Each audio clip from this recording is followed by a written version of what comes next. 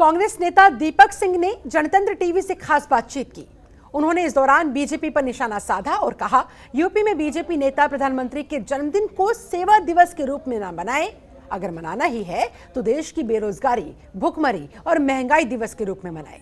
साथ ही बीजेपी ने अपने प्रदेश अध्यक्ष को सिर्फ जाति समीकरण को बैठाने के लिए बनाया है, लेकिन कांग्रेस कभी जातिवाद नहीं करती। और क्या कुछ उनकी तरफ से कहा गया, जरा सुनिए।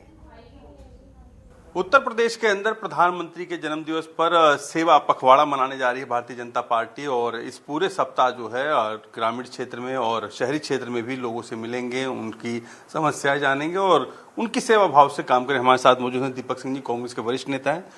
सेवा पखवाड़ा जो है वो मनाया जाएगा 17 सितंबर से, कैसे देखते हैं आखिर? देखिए, किस बात का सेवा सप्ताह, किस बात का सेवा पखवाड़ा प्रधानमंत्री जी ने, जो देश की जनता मनाती है, धोखे के रूप में मनाती है। अगर सेवा करते हैं तो सेवा तो अपने उद्योगपति मित्रों को करते हैं और फोटो छपवाते हैं जनता के साथ। ये उल्टा भाव है। देश की जनता मोदी जी के जन्मदिन के अवसर पर पूछेगी कि आज हमारे देश के सम्मानित माननीय प्रधानमंत्री जन्मदिन है, उन्होंने देश की जनता से वादा किए थे, उसमें क्या हुआ? किसानों की आय की बात की थी, बढ़ाने की, दुगनी करने की। उन्होंने कहा था काला धन लेके आएंगे। उन्होंने कहा था बहुत हुई महंगाई की मार, अब की बार भाजपा सरकार।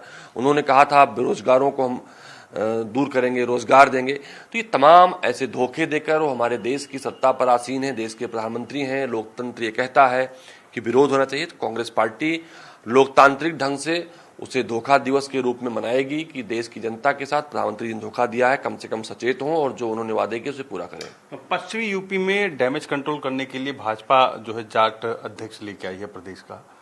क्या यूपी के अंदर आखिर कांग्रेस क्या रणनीति ला रही? क्या उत्तर प्रदेश के अंदर कोई ऐसा चेहरा ला सकती है पश्चिमी यूपी के लिए जो जाट बेल्ट को एक संग्रह करके रख सके या जाट वोटर को अपनी तरफ मोड़ सके? भारतीय जनता पार्टी काम नहीं करती, इसलिए जाति के आधार पर वोट की बात करती है।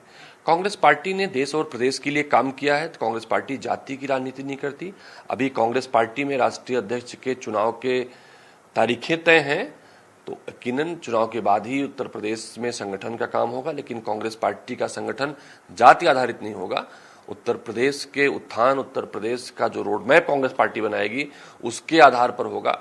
और कांग्रेस पार्टी ऐसे सवाल की एक श्रृंखला शुरू करने चल रही है कि अपने जवाब देगी। कांग्रेस पार्टी जब तक सत्ता में थी तो कांग्रेस पार्टी ने उत्तर प्रदेश का, देश का निर्माण किया था, और भारतीय जनता पार्टी सत्ता सरकार में है तो भारतीय जनता पार्टी बताए कि भारतीय जनता पार्टी ने अपने 2 टेन्योर में उत्तर प्रदेश में कौन से भवन दिए हैं, कौन से बिल्डिंग बनाई है, कौन सी सड़क बनाई है, कौन से पुल बनाए हैं, कौन से फ्लाईओवर बनाए हैं, कौन से अस्पताल बनाए हैं।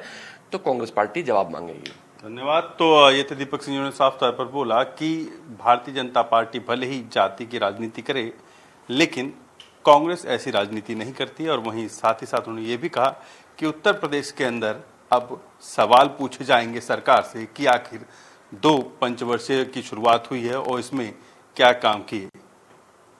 कैमरा शैलेश पांडे के साथ रामनुज भट्ट, जनतंत्र टीवी, लखनऊ।